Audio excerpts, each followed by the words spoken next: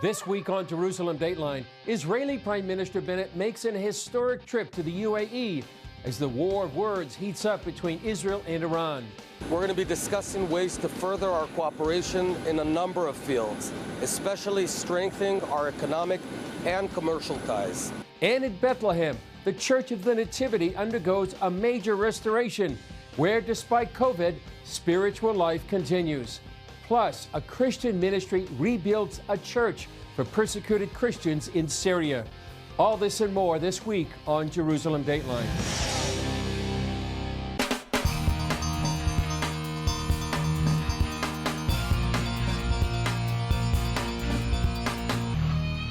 Hello and welcome to this edition of Jerusalem Dateline. I'm Chris Mitchell. For the first time in its history, an Israeli prime minister paid an official visit to the United Arab Emirates, highlighting changes in the Middle East since the Abraham Accords. Less than 2 years ago, it would have been unthinkable for most for Crown Prince Mohammed bin Zayed to greet Israeli Prime Minister Naftali Bennett in Abu Dhabi. Before he left for the UAE, Bennett explained the purpose of his visit. We're going to be discussing ways to further our cooperation in a number of fields, especially strengthening our economic and commercial ties. In just 1 year since normalizing our relationship, we've already seen the extraordinary potential of the Israel-UAE partnership, and this is just the beginning. The importance of the meeting is the meeting itself. The fact that they can have a photo op, shake hands, talk about the peace, and for the whole world and the region to see that. Bennett's visit follows a blitz of Israeli diplomacy in light of the nuclear talks in Vienna to stop Iran's nuclear program. Last month, for the first time, Israeli Defense Minister Benny Gantz paid an official visit to one of the Arab nations in the Abraham Accords and signed a military memorandum of understanding with Morocco. Last week, Gantz met with U.S. Secretary of Defense Lloyd Austin about the Iranian threat. The nuclear program is a means to Iran's hegemonic goals, imposing its radical ideology and threatening Israel's existence. I'm deeply concerned about the Iranian government's nuclear actions in recent months, both its continued provocations and its lack of constructive diplomatic engagement. The President has made clear that if diplomacy fails, we are prepared to turn to other options. What those options are remains to be seen, but Israel has made clear its military option is on the table to stop Iran's nuclear program. Bennett's visit to the United Arab Emirates underscores how far the Abraham Accords have progressed and how both Israel and its Sunni Arab neighbors see Iran as their mutual existential enemy. Meanwhile, the war of words between Israel and Iran is intensifying. The rhetoric comes at a time when the nuclear talks in Vienna to stop Iran's nuclear program seem stalled. When Israeli Defense Minister Benny Gantz met with U.S. Secretary of Defense Lloyd Austin recently, he reportedly presented a timeline for an Israeli attack on Iran's nuclear program and told Lloyd Israel is preparing for the Iranian challenge at the operational level. Following that exchange, the state-affiliated Tehran Times boasted in an article called "Just One Wrong Move" that Iran can hit Israel anywhere. To drive home that point, they included a map showing targets Iran had already selected throughout Israel. The question for many is, how do Israel and Iran view the U.S. role in this confrontation? I think the picture is clear that the Iranians see that the United States they don't have to fear the United States, and they're continuing to escalate their program. And in return for the escalation, all they get is more and more concessions to the administration. Michael Makovsky, CEO of Ginza, a security think tank, has recently talked with a number of Israeli military leaders. They feel they're alone. They know they're alone. They see a U.S. that is withdrawing from the region, retreating, afraid of confrontation, desperate for a deal, not able to instill fear in the Iranians. And they feel the responsibility is going to be on them, the Israeli military, to prevent a nuclear Iran. Makovsky says these Israeli military leaders see U.S. weakness and cite the recent Afghan pullout, U.S. reluctance to retaliate against Iran's provocations in the Middle East, and eagerness to enter into a flawed deal in Vienna. In the meantime, they're looking to the U.S. for the tools to strike Iran, like KC-46 air tank refuelers. That's not the only thing Israel needs, by the way. They also need precision-guided munitions.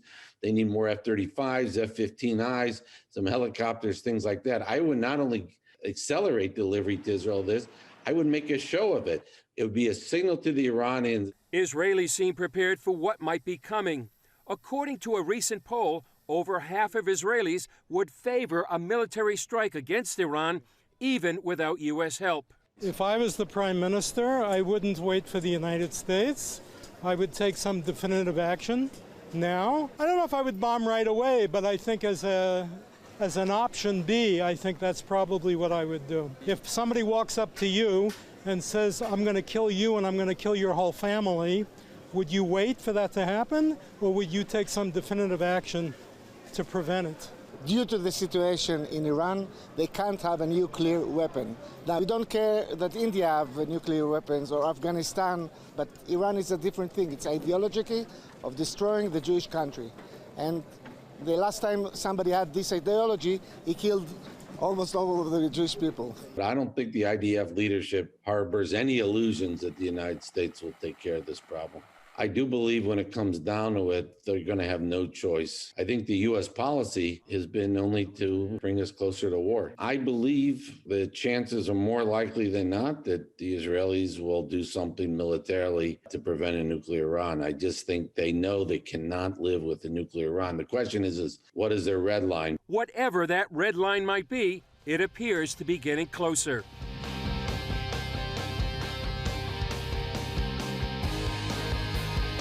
Coming up, one of the first churches in the world undergoes major renovations. Also, we have to renovate ourselves. We have to be renewed spiritually.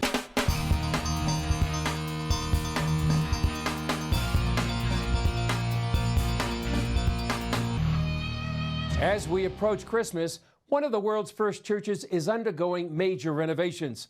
It's in Bethlehem, and as CBN Middle East correspondent Julie Stahl tells us, despite COVID limiting visitors, the church's spiritual life remains strong.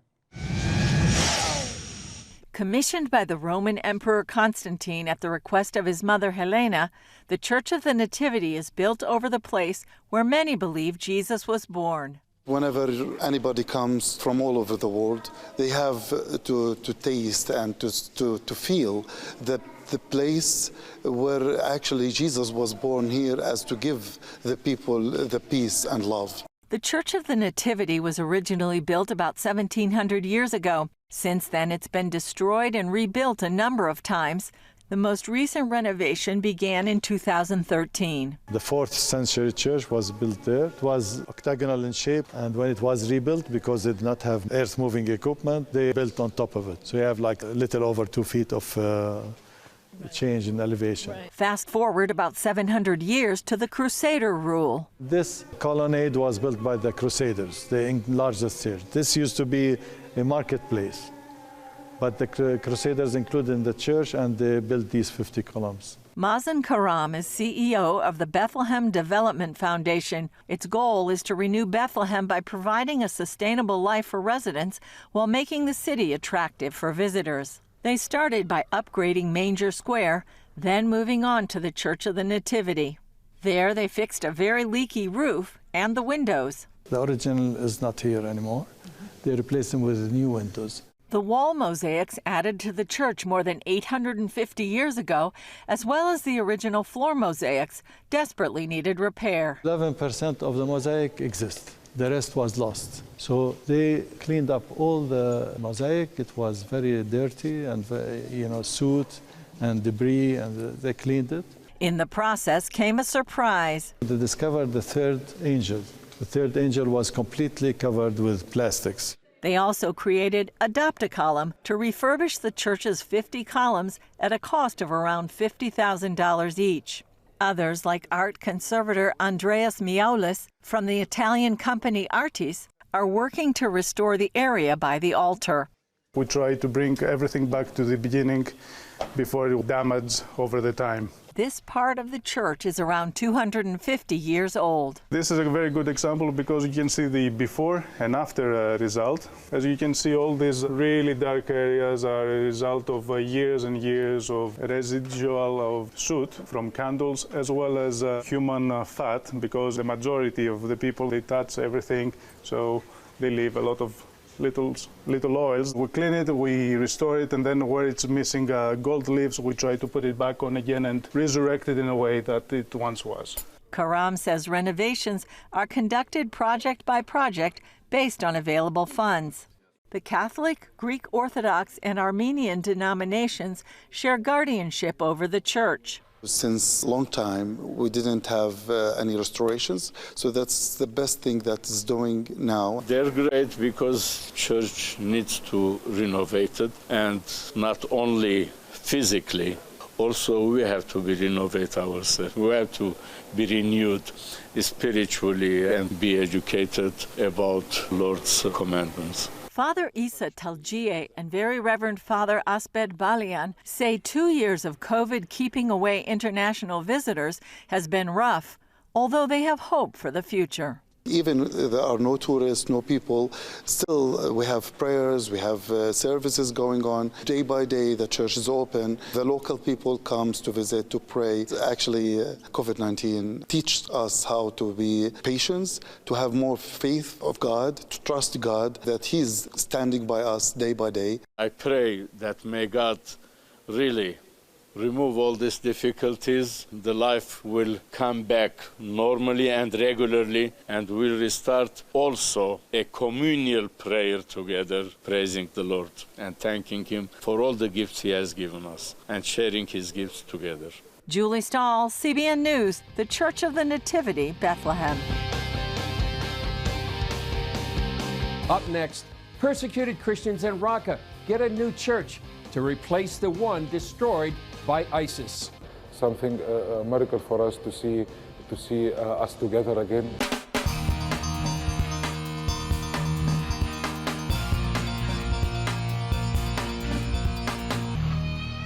When ISIS seized Raqqa in 2014, Christians and other minorities who had lived in the Syrian city for generations paid a heavy price. Many were killed and thousands fled. Now that ISIS has been defeated there, people are picking up the pieces and doing their best to resume normal life. Here's CBN's Chuck Holton.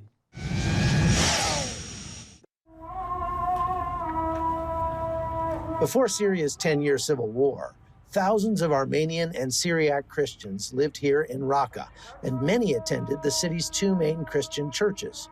Then ISIS seized Raqqa and made the city its capital, forcing most believers to flee. Those who stayed faced brutality in the form of beheadings, crucifixions, and sexual slavery. Syrian Democratic Forces, backed by the United States, eventually defeated ISIS in 2017, opening the city to humanitarian relief. When the Free Burma Rangers first made it to Raqqa, the city lay in ruins. The former Armenian Church of the 40 Martyrs was just a shell of a building. It is 4 February 2018 in Raqqa, and this is the remains of one of the churches in Raqqa, and our prayer is that it will rise again. Thanks for praying. God answered those prayers, and now a new building stands in place. American pastor Tay Pei helped get it done. I am friends with David Eubanks, and he told me that he was going to Iraq and Syria. And I asked him if he had any needs. And one was particularly rebuilding the church in Syria. And that captured my heart, and I wanted to be part of that. Tay's church raised $60,000 to help rebuild the church. This year, Tay got to come to Syria to see it be rededicated. Before ISIS took over Raqqa in 2014, there were about 150 families that used to attend this church. But now, there are really only about 12 believers left in Raqqa. But the church has been rebuilt, and with the help of the Free Burma Rangers and many people who donated money, today is a very special day as we go to rededicate this church to God and hope that He will send more believers to fill the pews.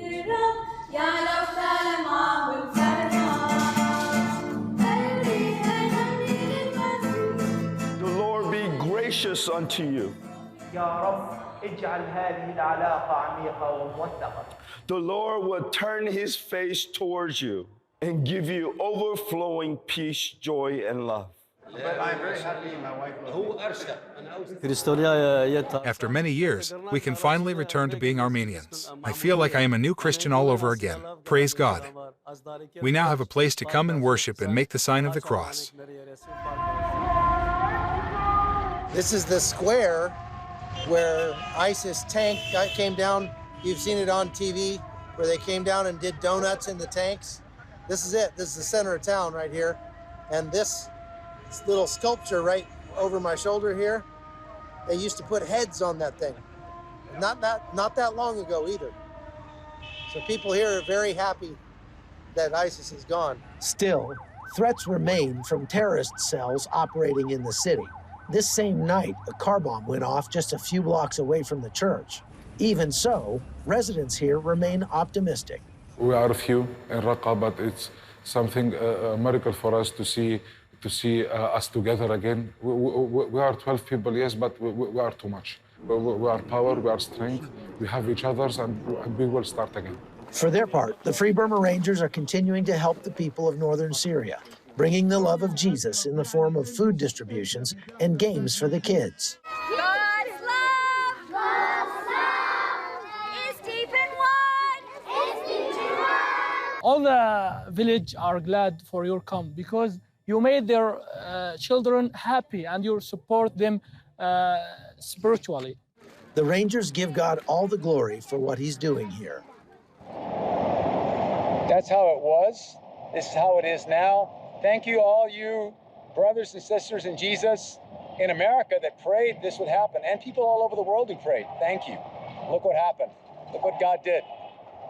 From northern Syria, I'm Chuck Holton for CBN News. Still ahead, a stunning archaeological discovery reveals more about life in Jerusalem from 2,000 years ago. It didn't look like a coin, so I was thinking to myself, this is some kind of stone, and actually I told to the girls, put it in the garbage can.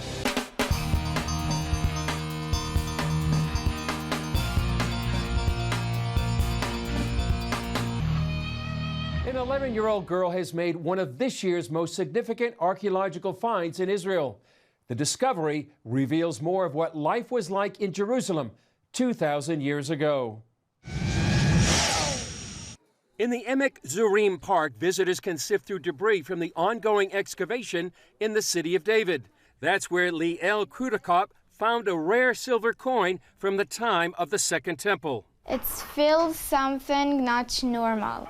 And go to their archaeologist was there and he cleaned it a little bit and then he told me and for my family that's a silver coin. At first, Liel's father thought they should throw it away. Actually, it didn't look like a coin, so I was thinking to myself, this is some kind of stone, and actually I told to the girls, put it in the garbage can.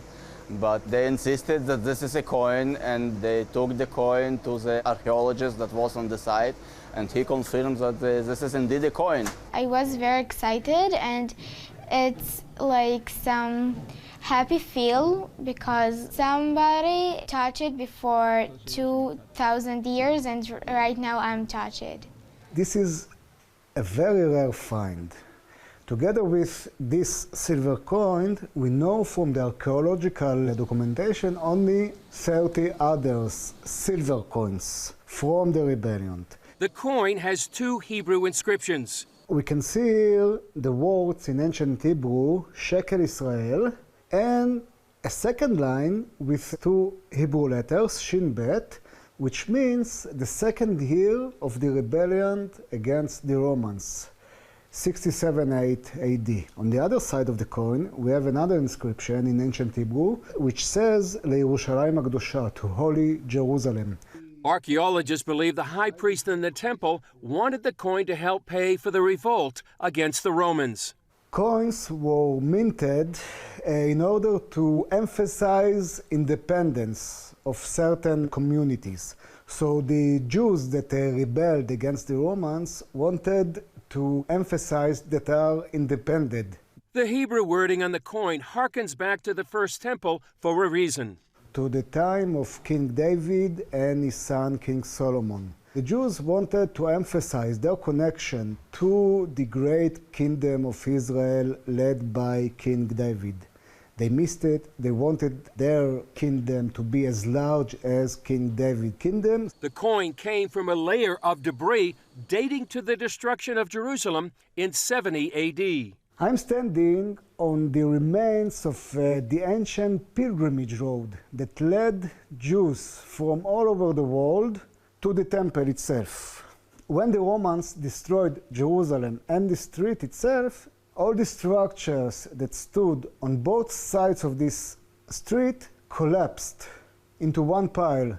To Levi, the discovery is like traveling back in time. To hold this silver coin is like going back 2,000 years ago and actually touching the daily life of the people that lived in Jerusalem. Liel's mother sees it as more proof of Jewish life in Jerusalem. It tells a lot about the history, about the people that lived here, about everything, about the history of this place, of Jerusalem, and the meaning of this place to us, to the Israelis, to the Jewish people. So yes, it means a lot.